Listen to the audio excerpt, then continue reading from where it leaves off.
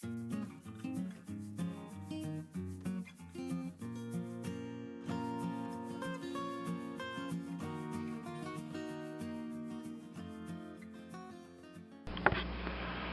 back to Repair, Restore, and Resell. Today we've got this 21 horsepower single cylinder Briggs engine that doesn't want to spin around on its own. I think it's probably got a bad automatic compression release on it. So we're going to open it up and see what the story is with it.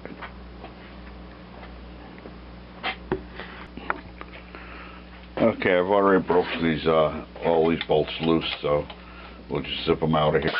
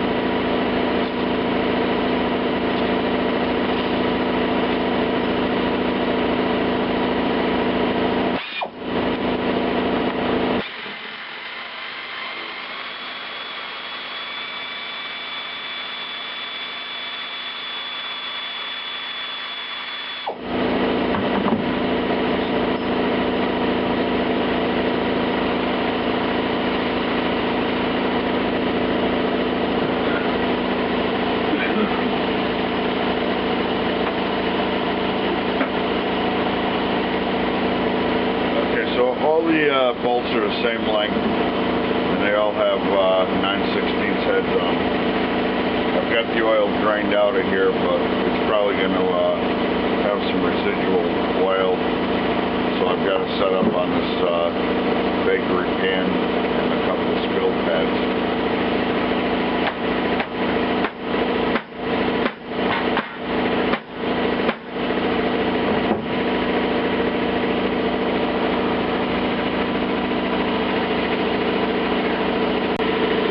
Before I knock the sump cover up, I just want to clean up the shaft with a little bit of Scotch-Brite.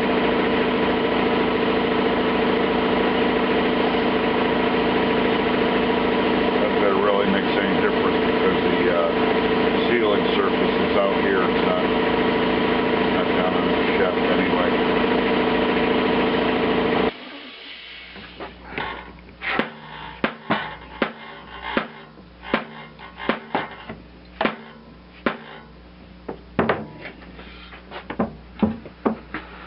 It's wanting to be a tough monkey here. Nope, that's why we missed one.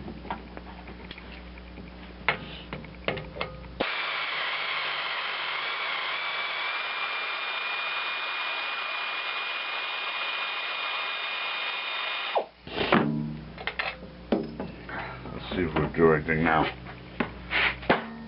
Yep. Amazing what happens when you get all the bolts out, huh? And here comes the oil to make a nice mess here.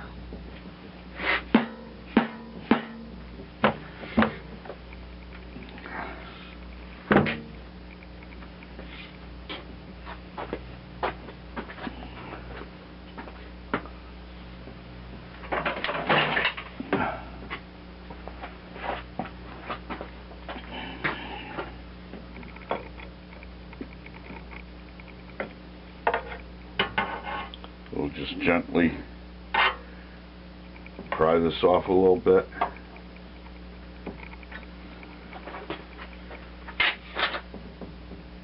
I don't want to damage my sealing surfaces. Pull the dipstick back out of the way.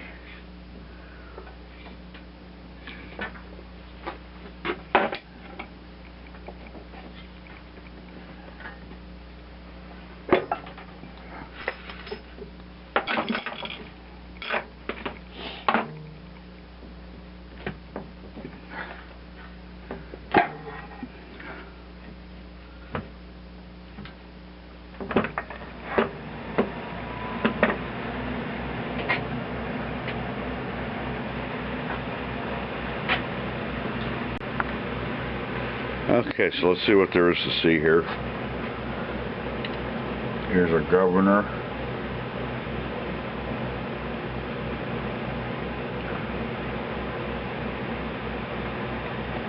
And the governor rod.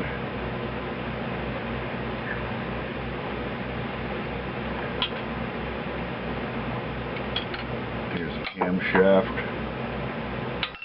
and the two tappets.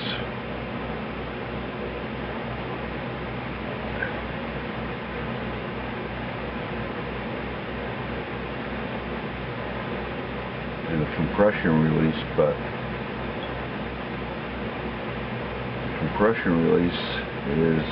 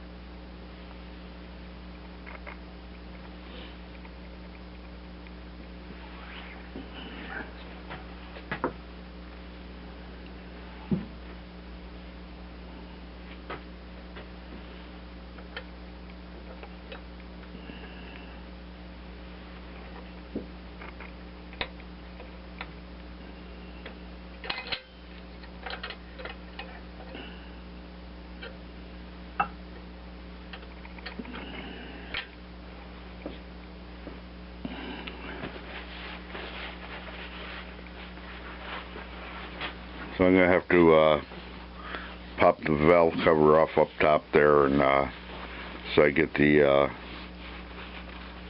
push rods out of my way.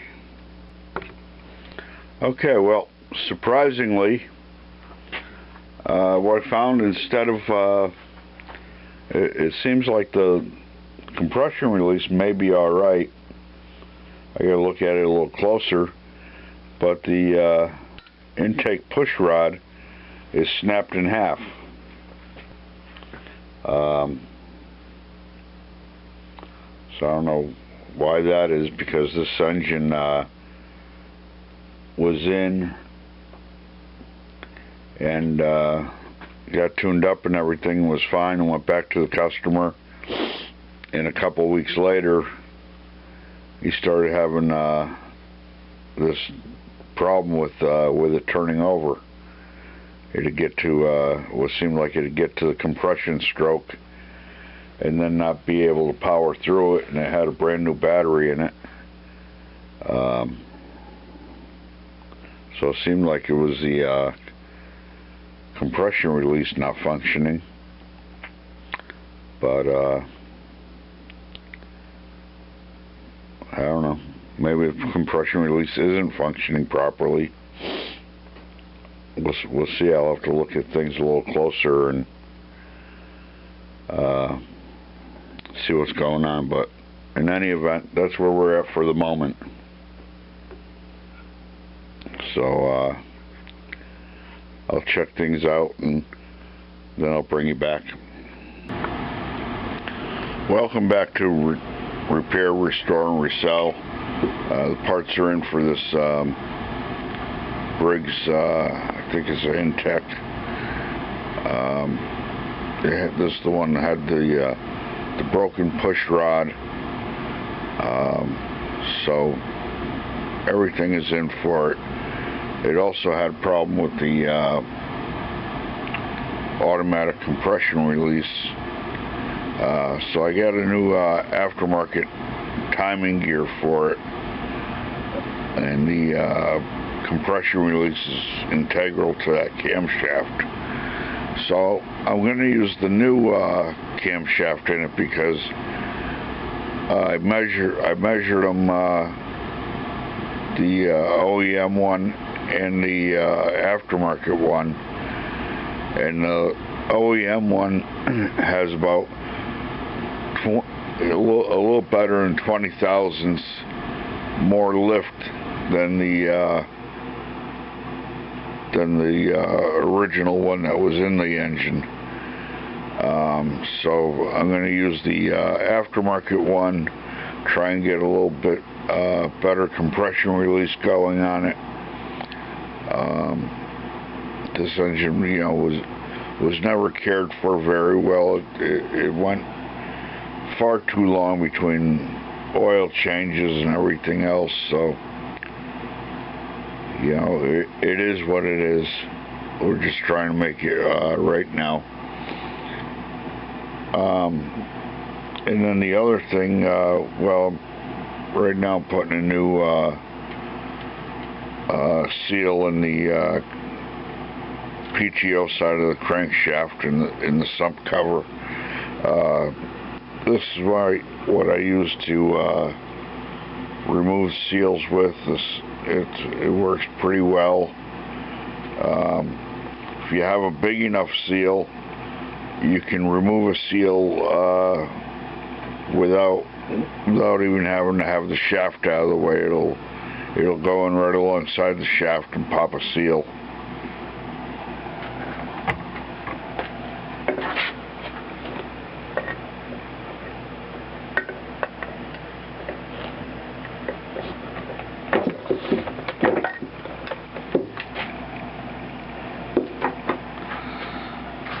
So that's it. It pops them right out of there. It works very well. If you don't have one of these, you can use a drift punch or a screwdriver, or there's lots of things I used to use before I had that tool. I've had that tool for about, I don't know, 20 years or better. So let me get the new seal driven into place here.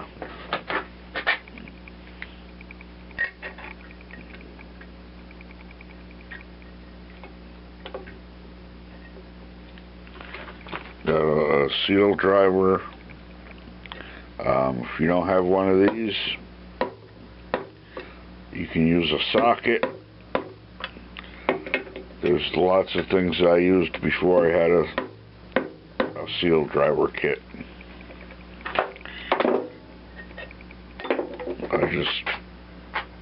Now I have them, so I might as well use them.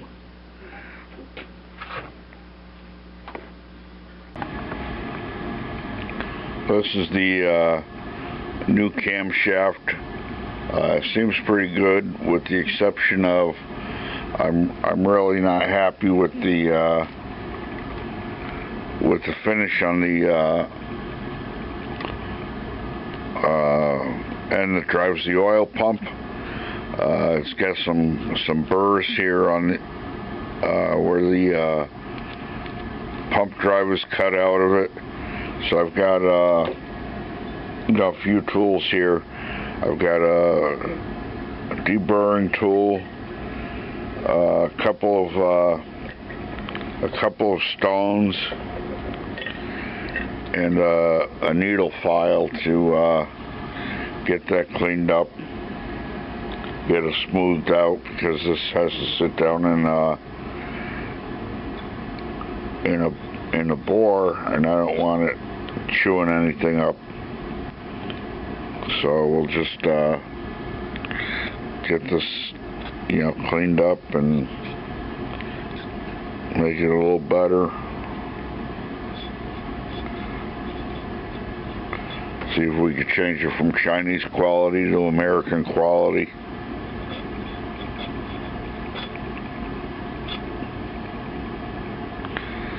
So let me get this done, and because I don't want to burn up a bunch of film time deburring parts. Okay, so the last thing I need to do before I start putting this back together is to take this cover off the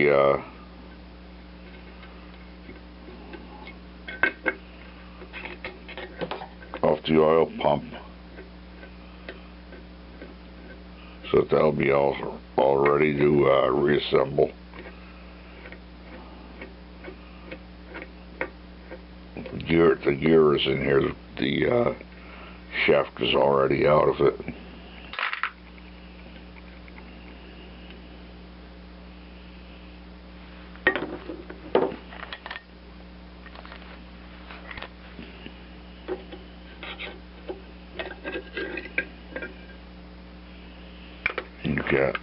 You get your sealing O-ring here.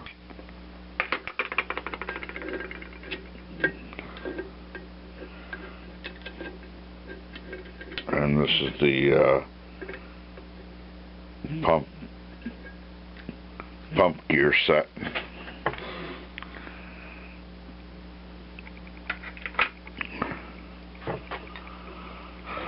Okay, so now we can get it back together. So first thing we're going to do is, well, I guess I might as well readjust the camera over to the engine here.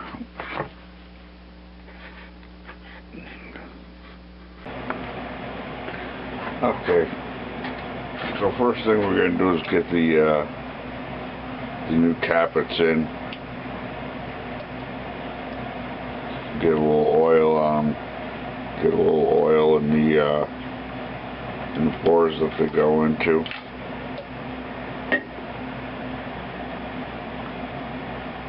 A little oil on the face where they're going to interact with the camshaft.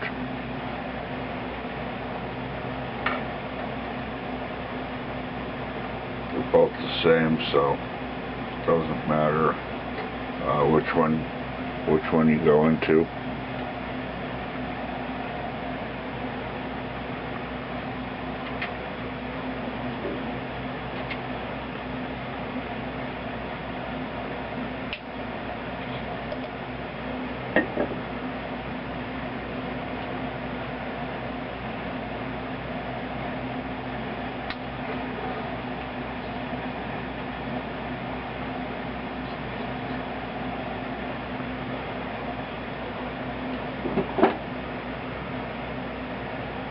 And then I'll get the little oil on the end of the shaft and on the cam lobes and on the end of the shaft that goes into the oil pump.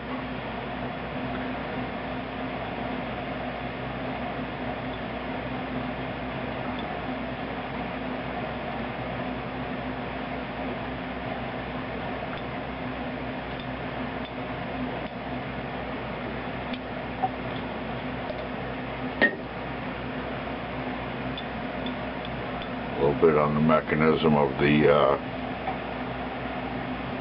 automatic compression release here. Make sure it's working nice and freely.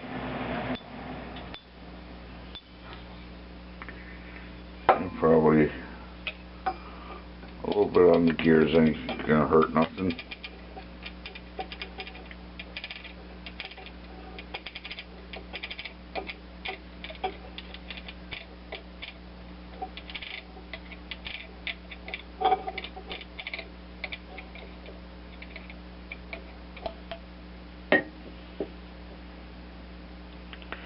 And you've got your timing mark, which is a dimple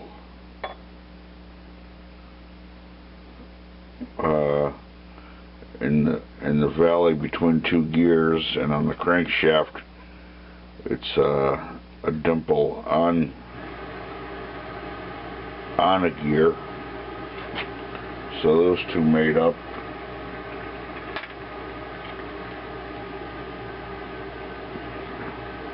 Now we've got the governor assembly.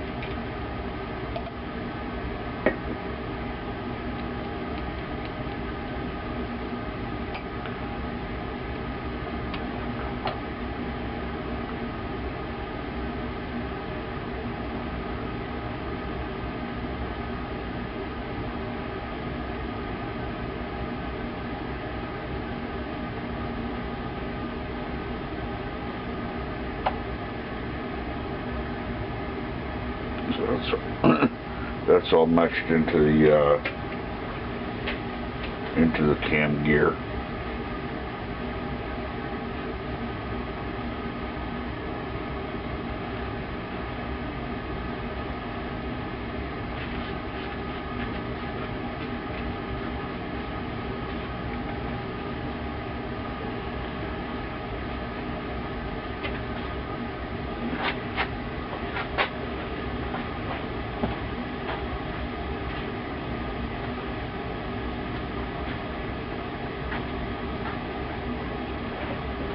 I'm going to put a little Permatex Indian head gasket shellac on the gasket surface here, because a lot of these engines have a problem with leaking oil there. So we don't want any of that. You don't need much, just a little thin layer. A lot of people don't use this stuff anymore. They all use silicone now. I think that's mostly because if they have to take something apart, they don't want to deal with something that's been put together with this, because it really does its job.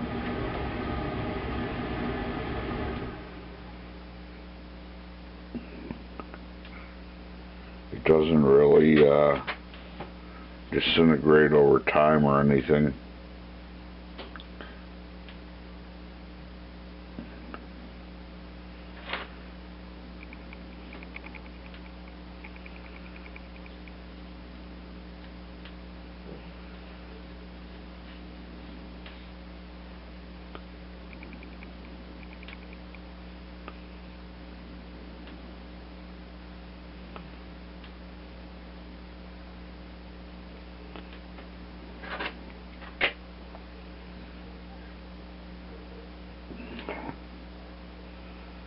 And that's all it needs, except to clean up the bottle so the top doesn't glue itself on.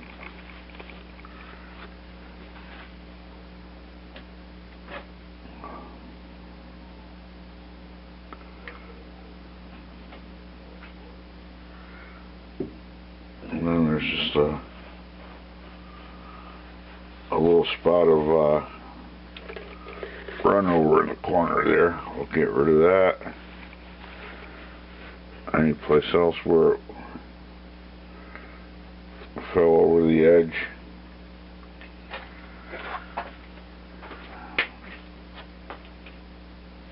And we'll get the gasket onto it.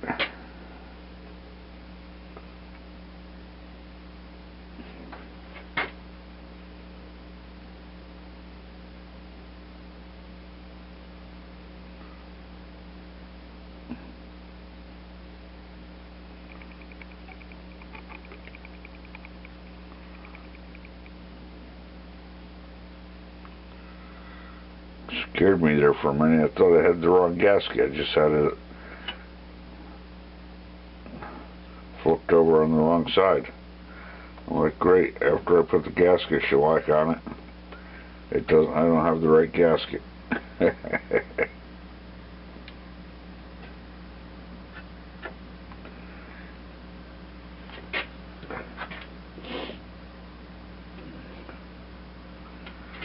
I'll get a little thin coat on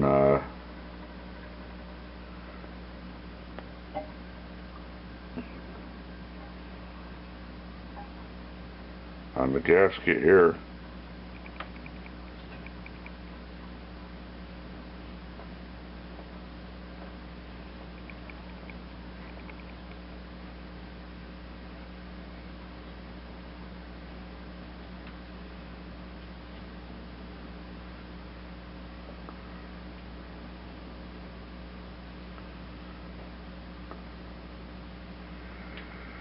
The good thing about this stuff is that you won't have globs of silicone migrating through the engine.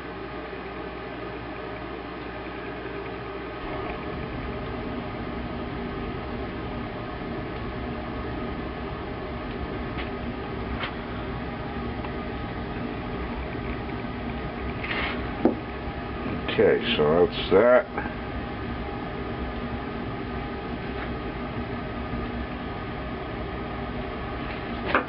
Put the sump cover back on.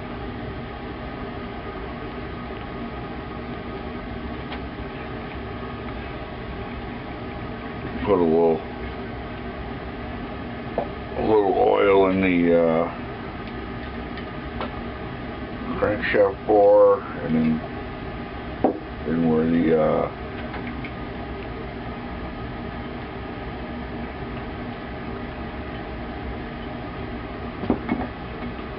where the oil pump fits down into in the shaft. Put a little oil on the journal here.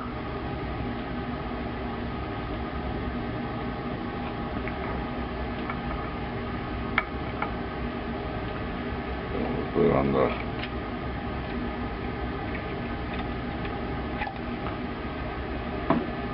crank gear, which isn't going to hurt nothing.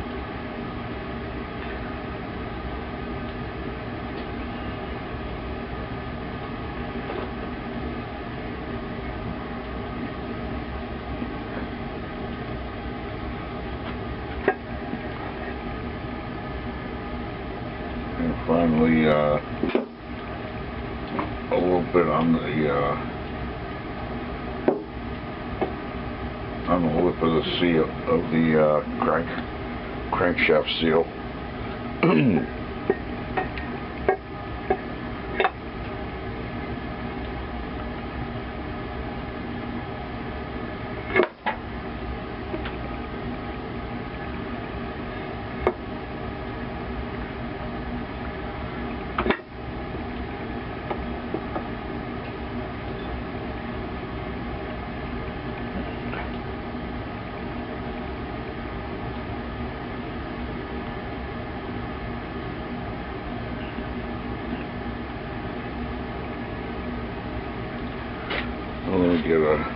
Let me get a pick to help that seal out a little bit.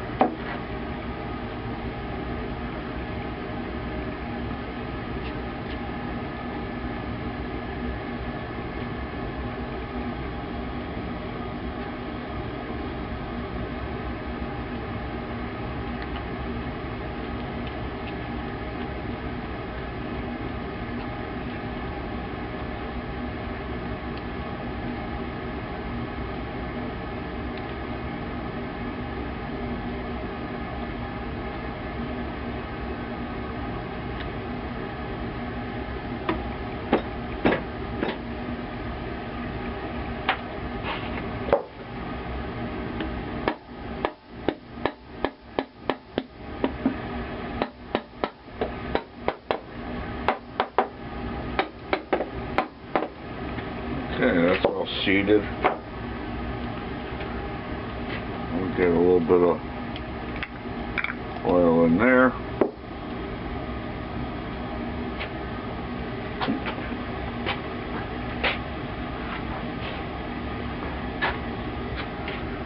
And we'll put the drive shaft in for the oil pump. It's it's kind of keyed on the ends here, so you gotta look down in there and see which way it is. The thing is on your pump, and get it to drop. I mean, on the end of your camshaft, get it to drop down in there right.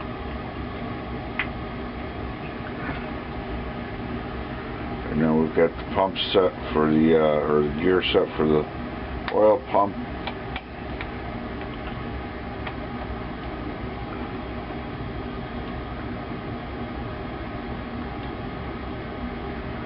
Get that all nice.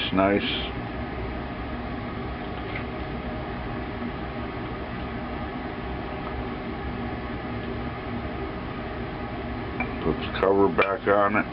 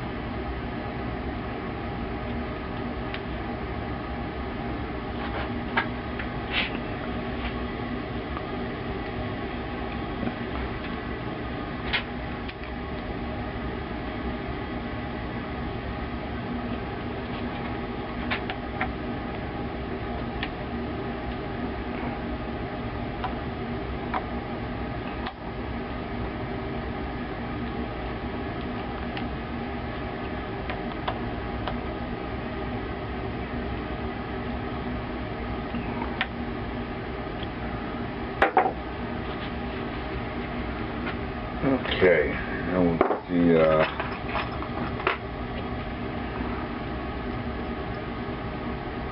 bolts back in. Let me get some Loctite for these, because they were Loctite when they came out of there.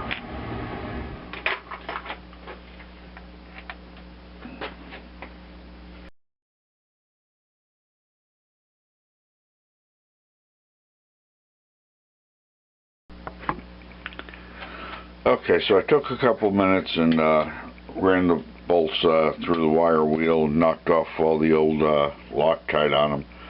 So now we're going to go around, and I got them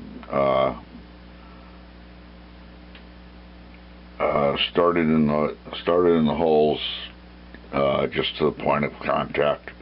So now we're going to go all the way around and torque them all to 100 pounds, and then we'll come back and torque them all to 150 pounds.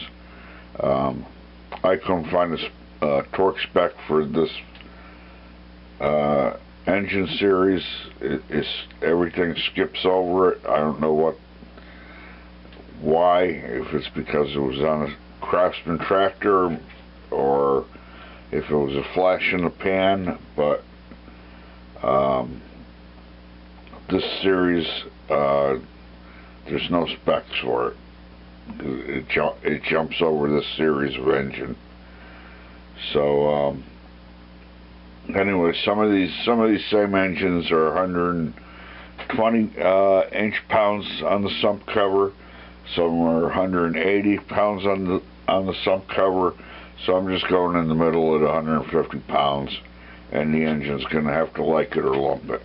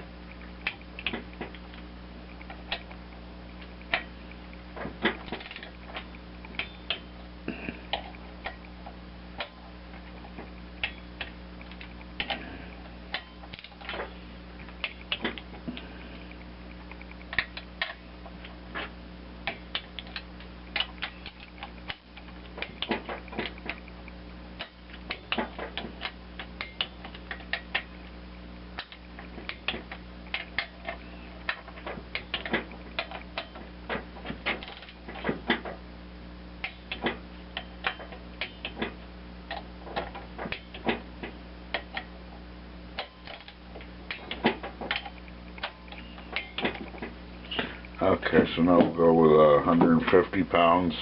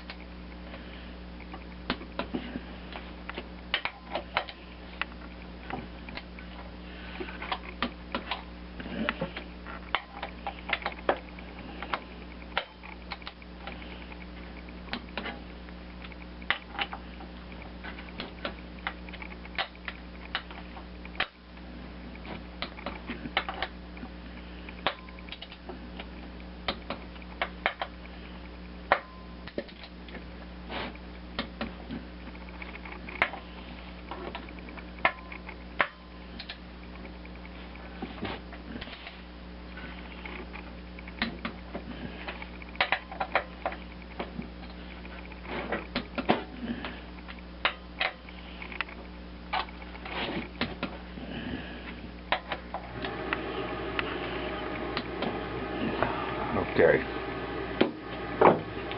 So let me get this flipped up on end, and we'll get the push rods put back into it, and get the rockers situated, and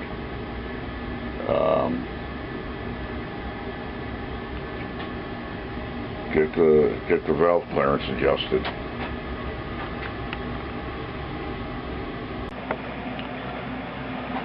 Okay, so I'm putting the old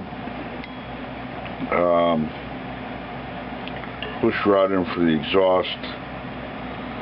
The exhaust has the steel ones, and the intake originally has the aluminum ones, but you can use the steel ones on both sides, and that's what I'm going to do.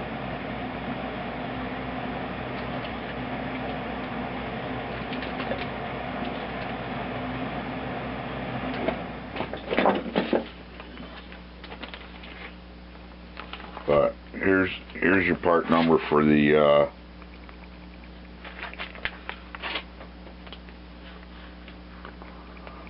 steel one, and here's your part number for the aluminum one. So that one would be the original intake.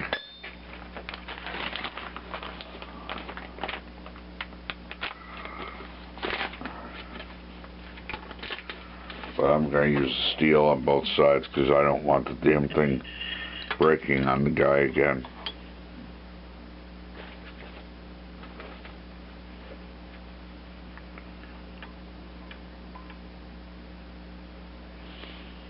Okay, so that's good. We'll get a little bit of oil on these. Let a little bit run down the shaft to the top of the tappets.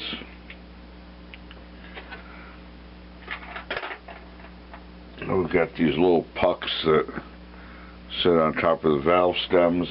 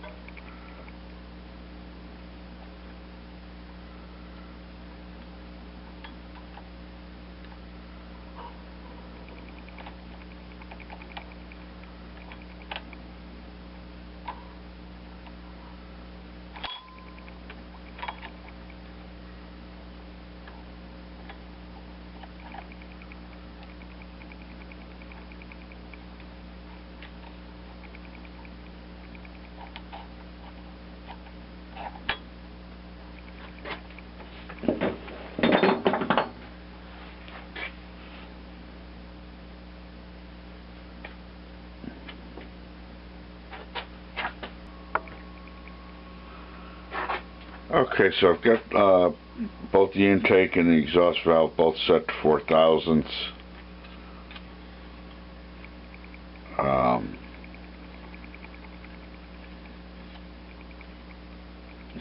So all that's left is to put the valve cover back on it, drop it back on the tractor, and fill it with oil. See what it does. See if everything's nice.